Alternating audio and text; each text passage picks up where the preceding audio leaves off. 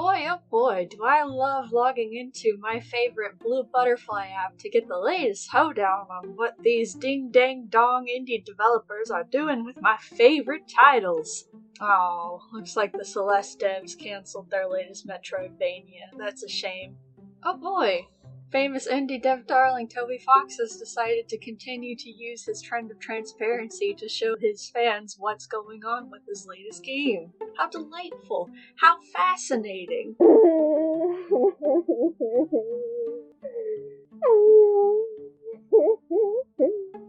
Hey, Silksong fans, you doing okay over there, champ? If you have ever been on the periphery of anything related to indie gaming for the past half a decade now, you do not need me to introduce Hollow Knight Silksong to you. The DLC turns sequel, it is the most anticipated anything ever with a bajillion wishlists on Steam.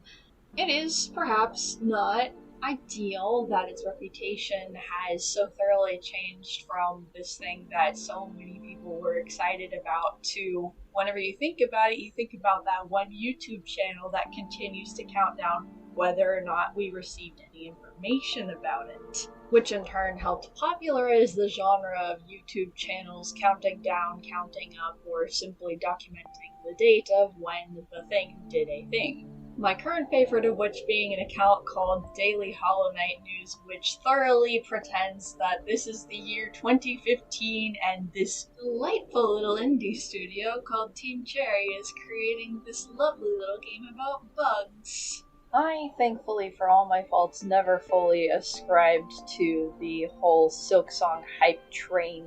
In truth, I've always been a bit more interested in whatever the hell Crowsworn has going on, but it's not like I haven't been keeping my eye on it.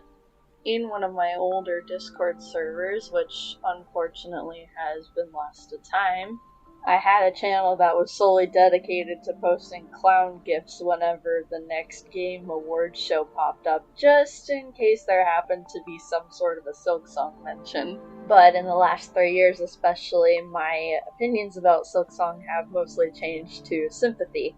Sympathy towards Team Cherry, yes, who, when the game was announced, I believed were about to face a very uphill battle, but that sympathy has changed heavily towards the fans.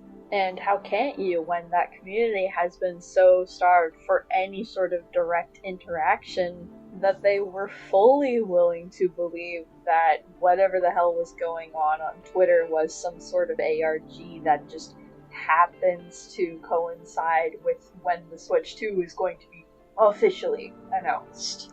I have seen this level of hiatus brain overtake many of a fandom, and let me tell you, it is not pretty. This translates directly into concerns of what the hell is actually going to happen for Silksong when it eventually releases. I've seen what happens to indie games when they fail to find a way to market their games, whether just because of a lack of an ability to, or because, unfortunately, it just doesn't reach the right audience.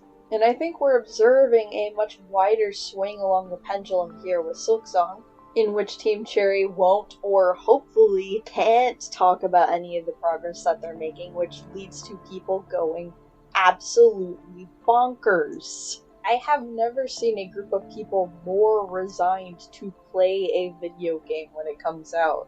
And that is, I think, probably not something that you want when you've been working on something for over half a decade now. This loops back into concerns of when Silksong drops. Are people even going to like it? Have they perhaps overhyped it in their heads at this point because of just how long they have been waiting?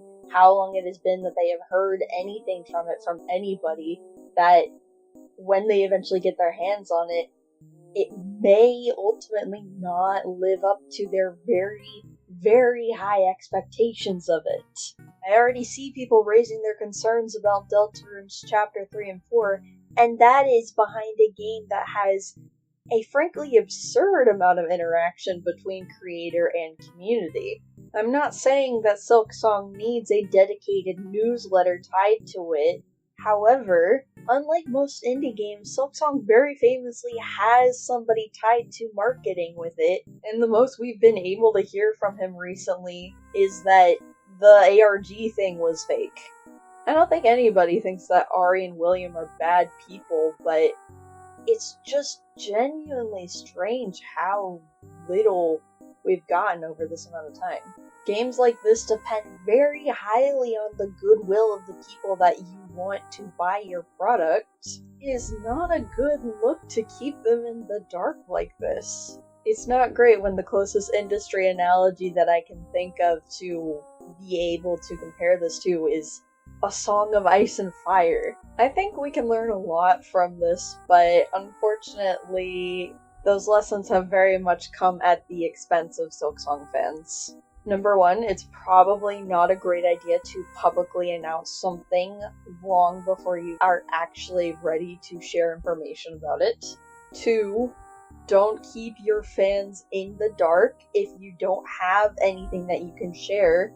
Maybe periodically say so, especially if you have a guy working for you whose job is to do exactly that. And three, try to manage your expectations accordingly.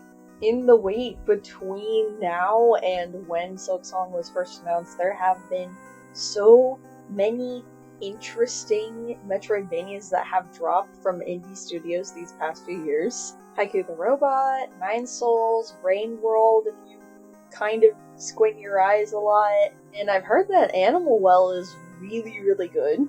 I was about to start listing off this giant list of games, and then I realized that half of them were mostly roguelikes. What can I say? I really like roguelikes. You should download Random Access Mayhem, by the way. Maybe that's why I haven't been so nearly attached to Silksong as a lot of my peers. I've just found so many things to look at and do. My problem is I have too many things to look forward to and catch up on this year. Like, you know I'm gonna be logging out of all of my social medias the moment those next chapters for Deltarune drop. I don't have time to be worrying about when this ding-dang Silksong is gonna be dropping. I have to catch up on One Piece, and I gotta do it now! I got through 5 seasons of BoJack Horseman in 2 days, and I still have barely made a dent in the list of things to watch for myself. Maybe that should be my thesis statement on this video. I'm not saying don't care about Hollow Knight Silksong. What I'm recommending is to start trying to branch out and find things to care about just as much. Go boot up that detective game that's been sitting in your Steam library for 3 years now. Give that webcomic you've been hearing about a try. It's not gonna make Silksong come out any faster, no, but it will make the waiting hurt just a little bit less. Now, if you'll excuse me, I'm going to continue not catching up to One Piece.